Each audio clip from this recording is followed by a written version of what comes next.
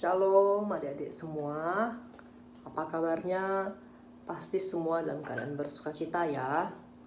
Hari ini kita akan belajar tentang satu tokoh Alkitab yang bernama Daniel.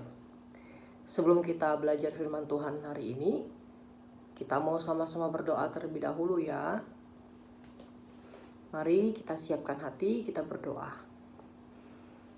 Tuhan Yesus, kami mengucap syukur Tuhan buat hari ini. Kami diberi kesempatan, kami semua, untuk kami dapat belajar tentang firman-Mu.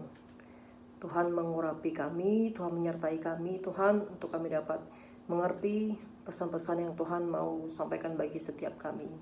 Kami terima berkat firman-Mu dalam nama Tuhan Yesus. Amin. Nah, adik-adik semua, kakak akan memulai cerita tentang Daniel. Pada waktu itu, ada seorang raja di Babel yang bernama Darius. Raja Darius sangat suka kepada Daniel sebab Daniel begitu baik dan bijaksana. Darius memilih Daniel menjadi penguasa utama dalam kerajaannya.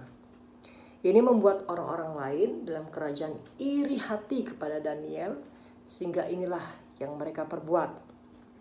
Mereka pergi menemui Darius dan berkata, "Kami telah sepakat ya Raja, supaya tuanku mengadakan suatu hukum yang menyatakan bahwa selama 30 hari tidak seorang pun boleh berdoa kepada suatu Allah atau kepada manusia kecuali kepada tuanku Raja. Jika ada yang tidak mentaatinya, maka ia harus dicampakkan ke tempat singa." Raja Darius tidak tahu apa yang sebabnya orang-orang ini menginginkan hukum seperti itu. Tapi ia menganggapnya baik, maka ia pun menyuruh supaya hukum itu ditulis. Sekarang hukum itu tidak dapat dicabut lagi. Ketika Daniel mengetahui adanya hukum itu, ia pulang ke rumah dan berdoa, sebagaimana biasanya. Orang-orang jahat tadi tahu bahwa Daniel tidak akan berhenti berdoa kepada Tuhan. Mereka senang sebab kelihatannya rencana mereka untuk menyingkirkan Daniel berjalan dengan baik.